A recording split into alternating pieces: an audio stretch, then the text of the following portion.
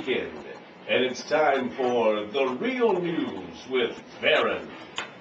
Hello, I'd like to welcome everybody today to the Real News. If you're new to this is a program we do each week where the public can call in and voice their opinion on current events and politics. And I'd like to just say, after hearing the news where they're going to auction off Britney Spears' clothes, I'd like to know who in the world spends good hard money for Britney Spears' clothes. I wouldn't walk across the street to get a hot dog from her if I was hungry and she's giving them away. I can't believe people are so lost that they're willing to pay money for Britney Spears' clothes. But I want to let everybody know we've got a real good show for you today. Our guest today is going to be David Walker. If you're not aware of who he is, he's the former Comptroller General of the United States. He resigned Wednesday, I believe it was March 12th was his last day. We interviewed him yesterday. He couldn't come on to the show live, but we interviewed him yesterday, and if you want to know the actual state of affairs of the United States government in regard to its economy and where we're at physically, we're going to find out today. For me and Brian to get to interview him is like for most people to get to interview Brett Favre. I mean, this is the real patriot, and it was an honor to have him on. We will play that at around 11:20 after the first break. The phone number is 704-873-1400. You can email us during the program, and we will address your email live on the air. The email address is on air at therealnewsradio.com.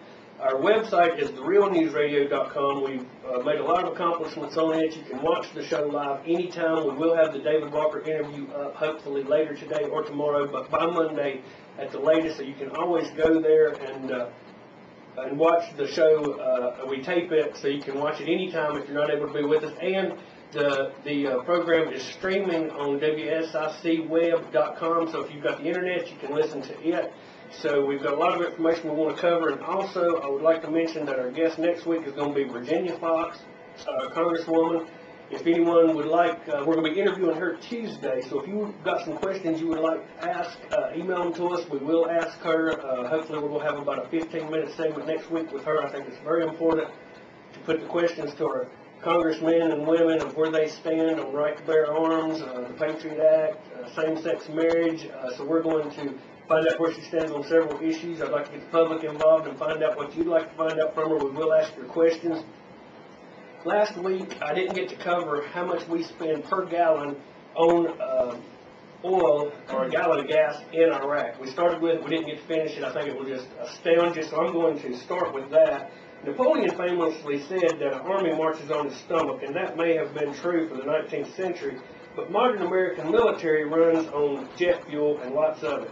Today, the average American GI in Iraq uses 20.5 gallons of fuel every day, more than double the daily volume consumed by U.S. soldiers in Iraq in 2004.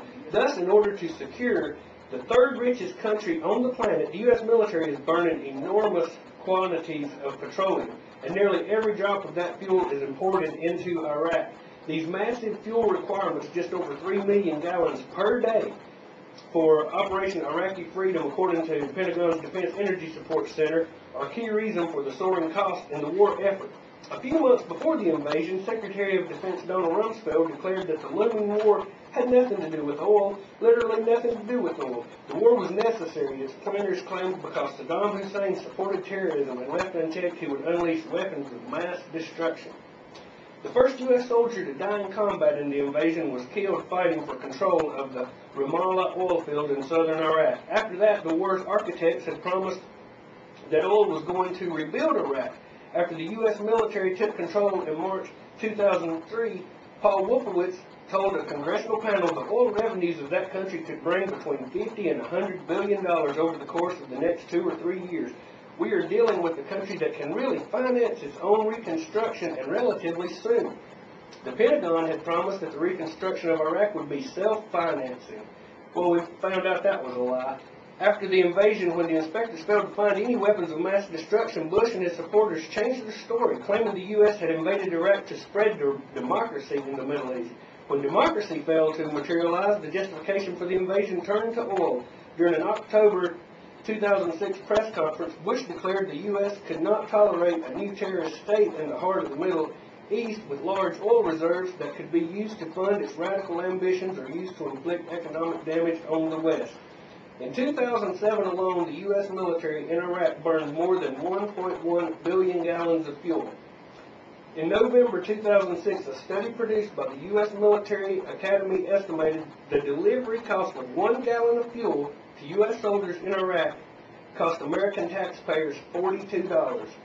And that didn't include the cost of the fuel itself. At that rate, each U.S. soldier in Iraq is costing $840 per day in fuel delivery costs. The U.S. is spending $923 million per week on fuel-related logistics in order to keep 157,000 GIs in Iraq. Given that the Iraq war is now costing about $2.5 billion per week, petroleum costs alone are currently accounting for 1/3 of all U.S. military expenditures in Iraq. You, the taxpayer, are paying $44 per gallon for fuel in the Iraq war.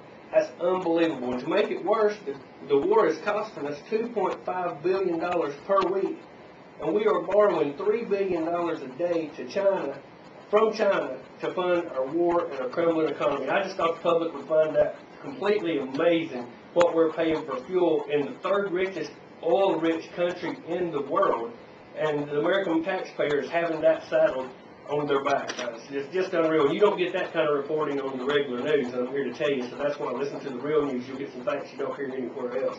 Again, the phone number is 704-873-1400 if you'd like to call in and comment, and we might be just a little late on this one, but I wanted to comment on the scandal that's been going on with Obama and his minister. Which of these outrageous positions of his pastor and longtime spiritual advisor, Reverend Jeremiah Wright, does Barack Obama endorse? That African Americans should not say God bless America, but rather say God something else America? The 9/11 was a case of Americans' chickens coming home to roost? That Zionism has an element of white racism?